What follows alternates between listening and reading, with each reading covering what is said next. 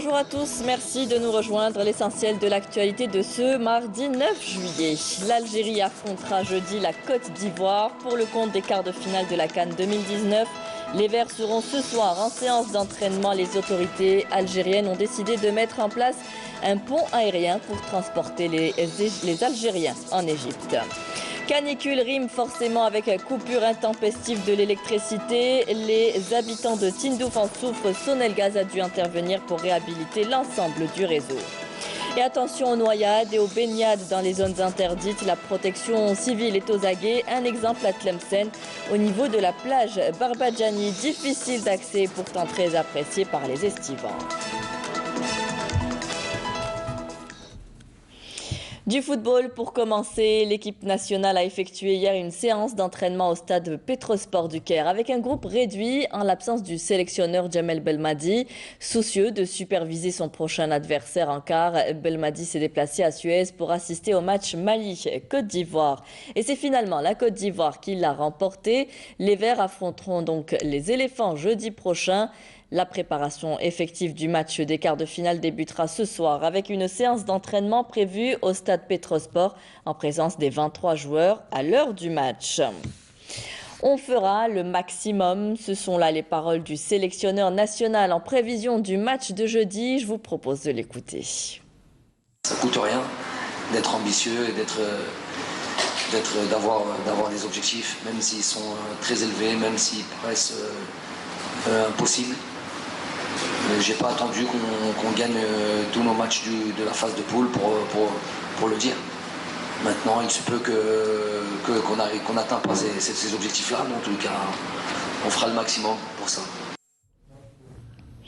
Je vous rappelle que la Tunisie et la Côte d'Ivoire se sont hissées hier en quart de finale à la CAN 2019 en écartant respectivement le Mali et le Ghana qui ont produit pourtant plus de jeux. Les Aigles de Carthage joueront contre les Malgaches demain à prévoir les deux premiers matchs de quart de finale. Le Sénégal contre le Bénin à 17h et Nigeria contre Afrique du Sud à 20h. Et vous êtes nombreux, vous, supporters, à vouloir aller encourager notre équipe au Caire. Les autorités algériennes ont décidé de mettre en place un pont aérien pour transporter les supporters de l'équipe nationale. En prévision de cette rencontre, 450 places sont disponibles. La formule retenue, qui comprend le transport par avion charter, le transfert par bus vers le stade ainsi que le ticket d'accès à la rencontre, est disponible dès aujourd'hui au prix de 35 000 dinars par personne. Un prix rendu possible grâce au concours des pouvoirs publics et de certains sponsors. Dans le reste de l'actualité, depuis le 5 juillet, de nombreuses opérations de distribution de logements ont eu lieu dans tout le pays. Mais on reviendra sur ce sujet un peu plus tard. On parlera d'abord de cette canicule. La situation est devenue critique à Tindouf où les coupures intempestives dans le réseau électrique de Sonelgaz agacent les habitants de la région. Une situation qui a poussé Sonelgaz à intervenir en lançant une grande opération de réhabilitation de l'ensemble du réseau qui comprend notamment plusieurs centaines de transformateurs ainsi que des lignes de moyenne et basse tension. Kerim Haïfa. Qui dit canicule dit systématiquement explosion de la consommation électrique, notamment dans le Grand Sud, où les pics de chaleur sont tels que tout le monde s'équipe de climatiseurs, visiblement très énergivores. Résultat des courses, des coupures d'électricité intempestives et quasi quotidiennes, une situation devenue intenable pour les habitants de la région. Il y a des coupures, mais souvent c'est au milieu de l'après-midi, vers 14-15 heures jusqu'au milieu de la soirée, vers 21h-22 heures. Pour améliorer la couverture électrique de la région, la Sonelgaz de Tindouf a pris le problème à bras-le-corps en lançant une opération de réhabilitation de 245 transformateurs. Cette semaine, avec la canicule, nous sommes intervenus beaucoup plus souvent que d'habitude. Ici, il y a eu des travaux pour la réalisation d'un regard pour le réseau d'assainissement. Malheureusement, ceux qui ont fait ces travaux ont endommagé le réseau souterrain de Sonelgaz. Dans l'urgence, nous avons dû raccorder les abonnés sinistrés grâce à un câble de secours. Tindouf, qui a bénéficié de nouvelles infrastructures énergétiques avec des transformateurs destinés essentiellement à alimenter en électricité autant les nouveaux quartiers que le centre-ville de Tindouf.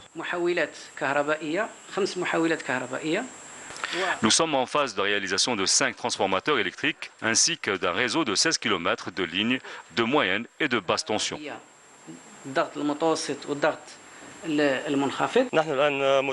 Nous nous trouvons ici sur le site du projet d'une nouvelle centrale électrique à Tindouf qui aura à terme une capacité de production de 68 MW répartis sur 4 générateurs électriques, un projet qui est en phase finale de sa réalisation avec un taux d'avancement des travaux de l'ordre de 81%.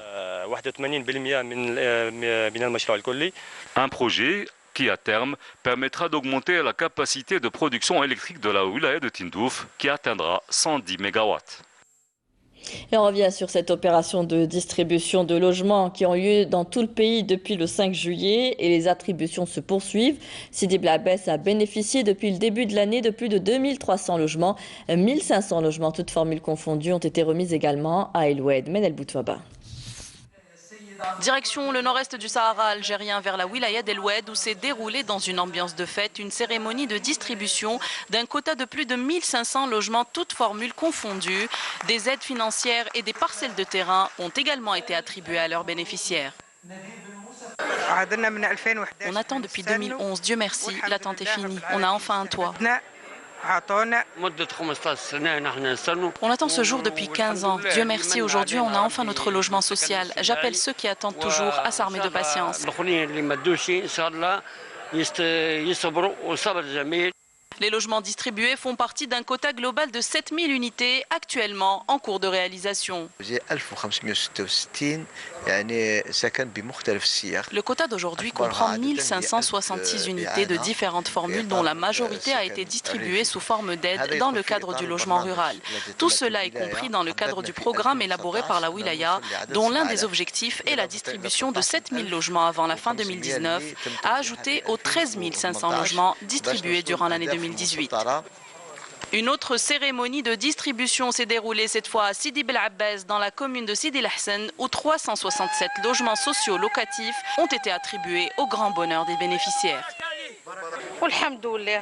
Dieu merci, merci à toutes les personnes qui ont contribué à cette opération. Je suis vraiment aux anges. Merci infiniment.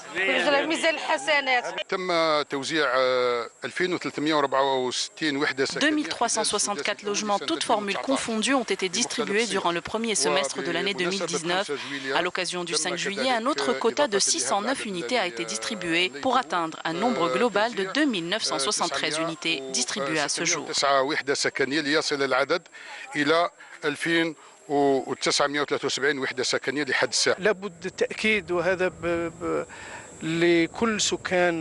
Je tiens à rappeler à tous les habitants de la wilaya de Sidi Bel Abbès que l'État continuera à fournir des efforts dans le secteur de l'habitat jusqu'à résorption progressive de la crise de logement, tous types confondus.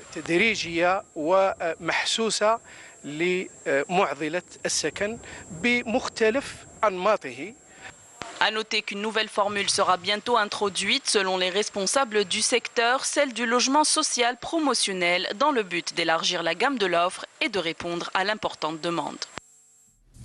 La plage de Barbadjani, située dans la wilaya de Tlemcen, est encore à l'état sauvage et n'est accessible que par bateau. Le site est abrité par une falaise, bref, un endroit idyllique interdit à la baignade. Mais comme les estivants sont nombreux à s'y rendre, la protection civile a mis en place une patrouille pour sensibiliser et veiller sur les vacanciers. Fela Abraz. On est à la plage Barbadjani. Ce lieu magnifique attire plus d'un touriste, malgré son isolement. Avant de venir ici en famille, je consulte d'abord la météo. Je ne veux pas m'aventurer et nous mettre en danger. L'endroit est superbe, c'est le réel calme. On est loin des bruits stridents de la ville. Les éléments de la protection civile sont présents, que demander de plus? Et dans le cadre de la coopération entre le secteur du tourisme et les éléments de la protection civile, des actions communes sont entreprises, notamment la sensibilisation des estivants pour la préservation des sites et ce pour la sécurisation des lieux en respectant les consignes de baignade. La plage de Barbadjani est une plage non autorisée à la baignade. Mais comme il y a une grande affluence, nous effectuons des tournées. Nous avons enregistré un seul décès cette saison à la plage Sitiyat. Comme vous avez remarqué, nous trouvons des difficultés pour accéder à certaines plages. Nous sensibilisons les estivants afin de préserver les lieux.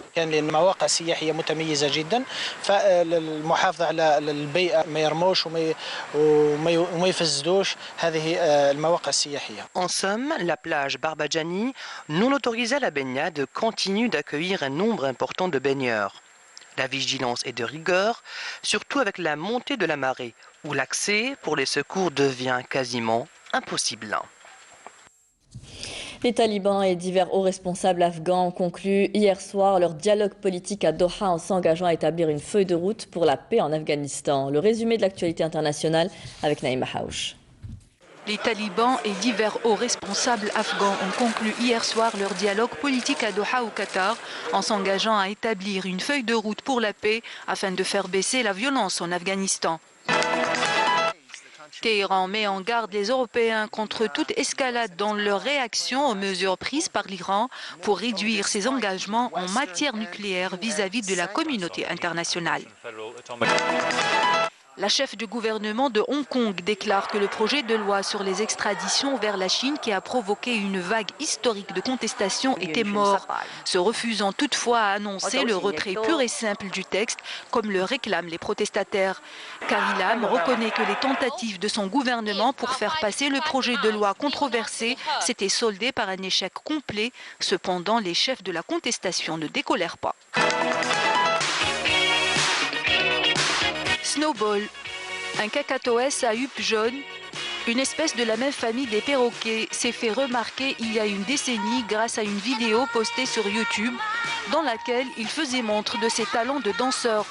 Snowball est aujourd'hui de retour avec une palette de mouvements étendus qui permet aux scientifiques d'étudier la capacité des animaux à répondre créativement à la musique.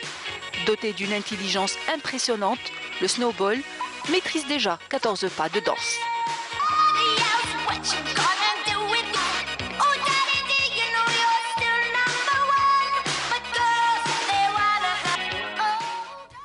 Voilà un perroquet bien joyeux.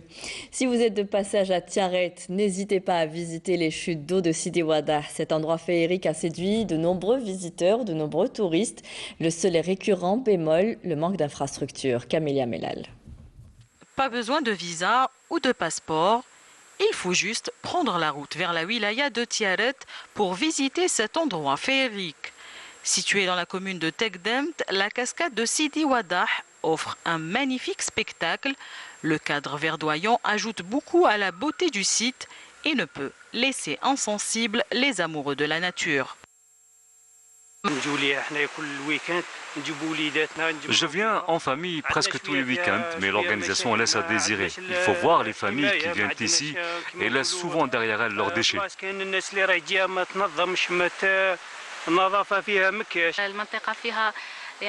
On trouve de la verdure, de l'eau. Les enfants passent du bon temps dans cet endroit, surtout en période d'été. Les chutes d'eau de Sidi Wadah sont un véritable réservoir de la biodiversité végétale et animale. Le site connaît une affluence touristique considérable, mais le manque d'infrastructures pour accueillir ses visiteurs pose souvent problème. C'est un endroit qui peut et mal aménagé. Les familles ne trouvent même pas de bons pour s'installer. C'est vraiment dommage. Le problème majeur est le manque d'infrastructures pour accueillir les familles qui viennent visiter cet endroit. J'appelle donc les autorités concernées pour intensifier les efforts afin de résoudre ce problème. La cascade de Sidi Wadah est un magnifique site naturel où il est bon de se promener, de nager et de profiter de l'atmosphère en toute sérénité, mais le manque d'attention porté à cet endroit réduit de sa valeur. C'est la fin de ce journal. Merci à vous tous de nous avoir suivis. Vous pouvez revoir tous nos programmes sur les adresses qui s'affichent en bas de votre écran. Tout de suite, Mina Abed pour les prévisions météo. Rendez-vous ce soir avec Amina Zahouf pour le journal à 19h. Très bonne journée à tous. Au revoir.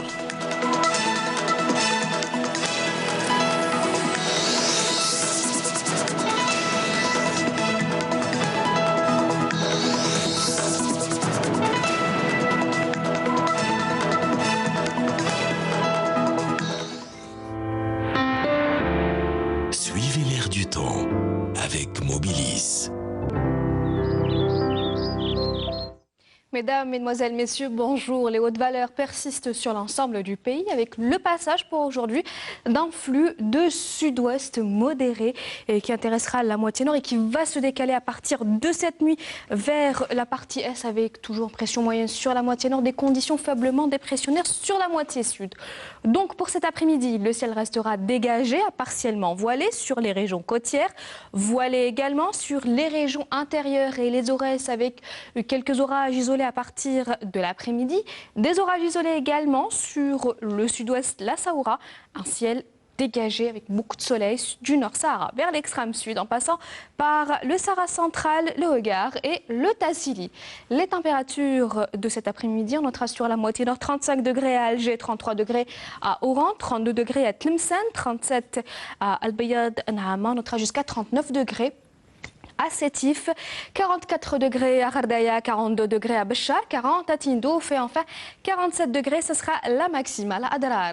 Les températures de ce soir et pour demain matin, eh bien, elles varieront près les côtes entre 21 et 23 degrés. On notera 24 degrés à Guelma, 26 à Batna, 28 à Al-Rouat, 29 à Béchar, 30 degrés à Tindouf, 30 également à Ghardaya, 28 Hassim Saoud, 29 degrés à Ilizi et enfin 33 degrés, ce sera la maximale du côté d'Adrar. Place tout de suite à l'éphéméride d'aujourd'hui. Le soleil se couchera à 20h09. Les nouvelles du ciel continuent sur le site de Météo Algérie, les 3 w.meteo.dz.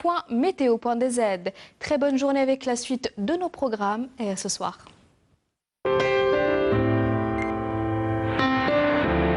Suivez l'air du temps avec Mobilis. La nouvelle approche du chef de l'État concernant le dialogue national et les élections présidentielles. Les participants au dialogue auront la liberté de discuter et de débattre des conditions à réunir pour garantir la crédibilité du scrutin et aborder l'ensemble des aspects législatifs, réglementaires